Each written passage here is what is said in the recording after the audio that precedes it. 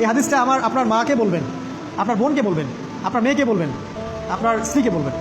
এই হাদিসটা যদি কারো হৃদয়ের মধ্যে গেঁথে যেতে পারে, তার দ্বারা অন্যায় করা সম্ভব না। একটু এই কথাটা না বললে জাস্টিস হবে না। রাসূল সাল্লাল্লাহু আলাইহি ওয়াসাল্লাম মেরাজে গিয়েছিলেন, আপনারা জানেন। তিনি মেরাজের রাতে অনেক অলৌকিক জিনিস দেখেছেন, নবীদের সাথে সাক্ষাৎ করেছেন, ইভেন আল্লাহর সাথে কথা বলেছেন, আল্লাহর নূর দেখেছেন। এই সময় সবাই তাকে হাসি মুখে সম্বর্ধনা জানিয়েছিল। যার সাথেই দেখা হয়েছে তার সাথেই তিনি হাসি মুখে অভ্যর্থনা তাকে জানিয়েছে, আসসালামু আলাইকা আইয়ুহান নবী, সবাই বলেছে হাসি মুখে। একজন মালাক, একজন ফেরেশতা তাকে দেখে হাসেননি, একজন। আপনারা কি জানেন? রাসূল সাল্লাল্লাহু আলাইহি ওয়াসাল্লাম অবাক হয়েছিলেন। তিনি বলেছিলেন যে, ইয়া জিবরিল, ওর চেহারাটা এত গম্ভীর কেন? সে আমাকে দেখে হাসছে না কেন? তার মুখে হাসি নেই কেন?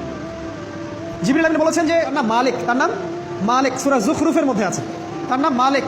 যেদিন থেকে আল্লাহ জাহান্নাম সৃষ্টি করেছেন, সেদিন থেকে তাকে জাহান্নামের দায়িত্ব দিয়েছেন, অর্থাৎ জাহান্নামের হেড অফ ডিপার্টমেন্ট, ইনচার্জ। সেদিন থেকে তার মুখের হাসি উঠে গেছে। আমরা দোয়া করি আমরা যেন তার সাক্ষাৎ না পাই। তার কাছে পারমিশন নিয়ে রাসূল সাল্লাল্লাহু আলাইহি ওয়াসাল্লাম জাহান্নামের দিকে তাকিয়েছিলেন, ভিতরে দেখেছেন কি আছে।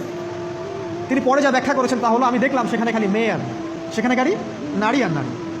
এই হাদিসটা আপনার মাকে বলবেন, আপনার বোনকে বলবেন, আপনার মেয়েকে বলবেন, আপনার স্ত্রীকে বলবেন। এই হাদিসটা যদি কারো হৃদয়ের মধ্যে গেঁথে যেতে পারে, তার দ্বারা অন্যায় করা সম্ভব না।